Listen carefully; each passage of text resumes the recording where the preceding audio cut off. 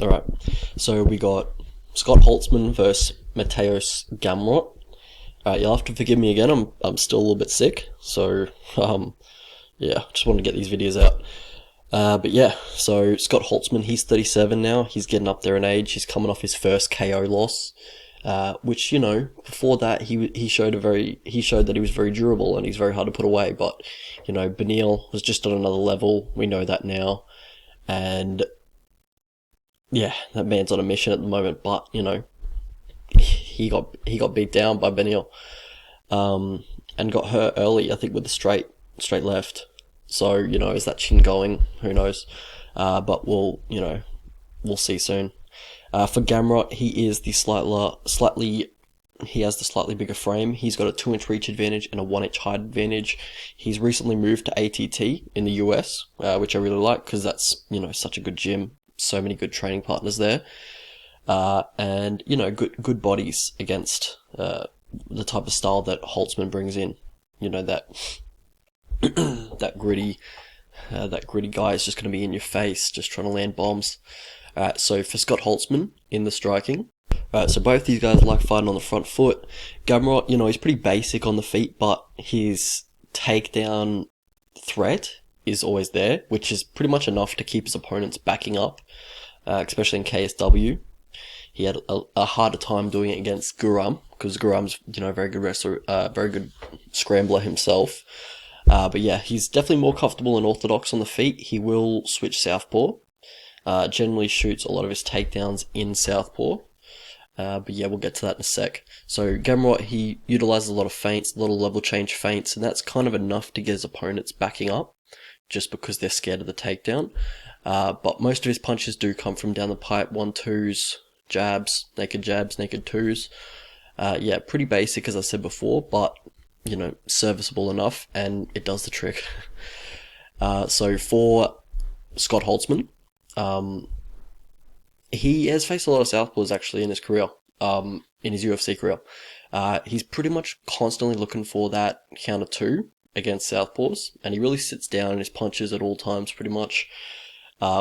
You know, when his opponent is closing distance on him, he will look for that, you know, that naked uppercut, that counter uppercut. If they're going to be dipping a lot, level changing a lot, that's one of his favorite punches, the uppercut. But other than that, it's the counter 2 for Gamrot.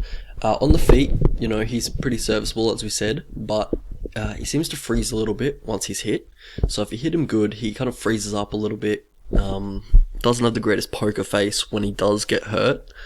Yeah, if you watch him fight, you'll just notice it. And you know, Holtzman's going to be a guy that you can't really freeze up on. You can't really take a second to recover or recompose yourself. So that'll be interesting if Holtzman does get his hands on him. Alright, so in the grappling, which is Gamrot's bread and butter, he has a very nice reactive double. He's got very good entries on his takedowns. He'll get into the body lock for the outside leg trip. He's got an array of takedowns that he can go to. You know, even once he does get the opponent to the ground, he has very good control over that initial scramble. So yeah, he looks to control the post legs, or the legs of his opponent. Like on that low single that he goes for, he looks to control the low single, that leg that he targeted for the single leg. He looks to control it so his opponent can't get up immediately. And yeah. So he'll just focus on controlling the legs as soon as it hits the mat. And for Scott Holtzman, he uses a lot of strength to defend his takedowns, or defend against takedowns. Uses a lot of underhooks and then just yanking it out. Like, he's obviously a very strong guy and a very, you know, you look at him, he's pretty jacked. But yeah, uses more strength than, you know, he has good technique for defending takedown. Well, not really, but like he uses a lot of strength, and kind of relies on brute strength to fend off takedowns where his technique kind of lacks. But yeah, he is hard to hold down on the mat. It's very hard to hold him down, especially near the fence. He uses the fence very well to get up. So Gamrot, we'll see if, you know, because Gamrot's very good at controlling the initial scramble. So be interesting to see, because Scott is very hard to hold down. I'm not sure how. I can't think of one person that's held him down for a very long period of time. He's very elusive. But yeah, he does let his opponents get on his hips very easily, and he does have pretty poor takedown defense. It is improving from fight to fight, but yeah, takedown defense is generally how he loses a lot of his fights. Alright, how these guys win fights. Alright, he has good cardio. Oh, sorry, Scott Holtzman has good cardio. They both have good cardio.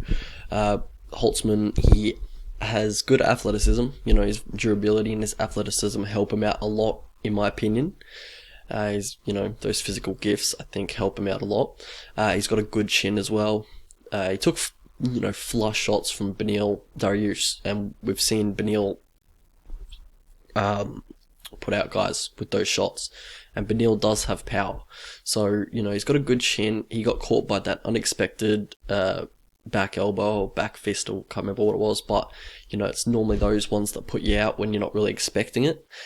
And that's what happened. But, on the feet, very good chin. But yeah, so he has good get-ups. We talked about that before. For Gamrot, he has good entries on his takedowns. He's got really good takedown defense of his own, and he's got good cardio. Alright, so how these guys lose fights. For Gamrot, his stand-up's fairly basic. Like, it's serviceable, but it's not going to differentiate himself from his opponent very often. And that's kind of, leads to close fights, like his last one when he couldn't get his wrestling going and pretty much, had to stand with Guram. And, he took it to Guram, like he was fighting well on the feet, but it's just nothing special really, For Scott Holtzman, his takedown defense, we've already discussed that.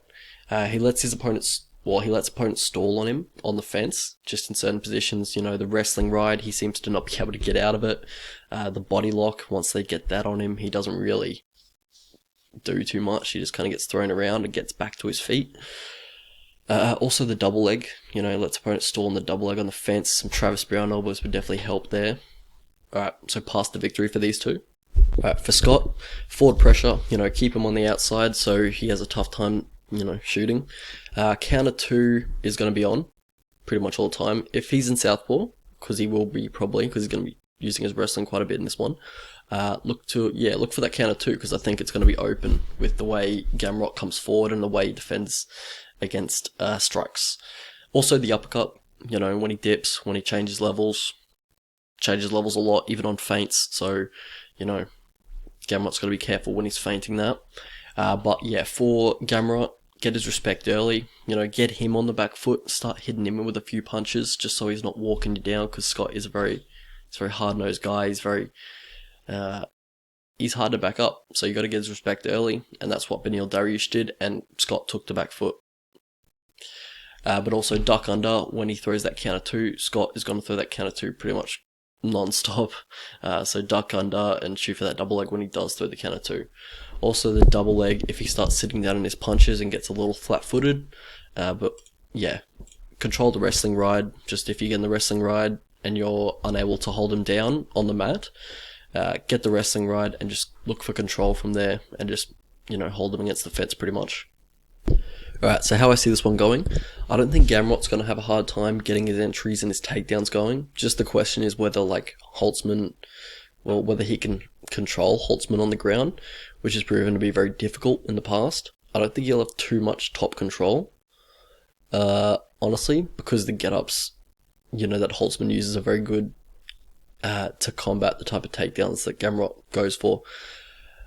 And yeah, so Gamrot's path to victory is the volume takedown approach, in my opinion. On the feet, I think it's pretty even. I lean Holtzman, just because of the better visuals. He'll probably be coming forward. His punches look like they do more damage, even though that's up in the air or not.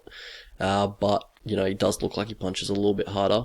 It's a tough fight to call, because Gamrot is very skilled, tenacious, and, Scott's raw physicality and grit is tough to bet against as well. So, yeah, if you look at Holtzman's losses, pretty much all of them, besides the Beneil Dariush one, are him getting wrestle-fucked. So, the game plan is there for the volume takedown approach for Gamrot. Just, I could see this being very close and being a split decision. based on, if Holtzman's doing more damage, or are we going to give it to the volume takedowns of Gamrot? So I think it's pretty close. I think it's 52-48 in favor of Gamrot. I'm going to favor Gamrot because generally judges do lean that volume takedown approach over the guy who's defending takedowns and landing, a few shots in the clinch or whatever. And I do think Gamrot gets it done by decision. So, yeah, very close fight. And we'll have a look at the betting lines. So at the moment, Gamrot's a pretty big favourite, and he seems to be moving down as well. So yeah, I don't necessarily agree with that. I think it should be closer. I think Scott's price should be going down to more of a pick'em. But yeah, I think the value is probably on Scott Holtzman. I think he can make this a really close fight. The problem is, if it's a split decision, a lot of the time judges are going to go for that volume takedown approach just because it is easier, and they have to justify their reasoning a little bit less. It's kind of the safe approach to go for that, to just pick the volume takedown guy to, as the winner, because there'll be less backlash, really, less of a conversation. So that's just the way it is at the moment. Hopefully we do change that conversation a little bit, but that just seems to be how it is at the moment, in my opinion. But yeah, I think if Gamrot went to an underdog, which I don't think he is, I'd bet him. But at the moment, anything over like $2.30, over for Scott Holtzman, I think is value. So at the moment, he's going up. I think, people are going to start parlaying Gamrot maybe. His record does look very good, so I can see why people are kind of overrating him. But yeah, he seems kind of basic in the stand-up for me. So if you can't get that wrestling game going and he can't hold Scott down, I think it's going to, it could be a very close fight.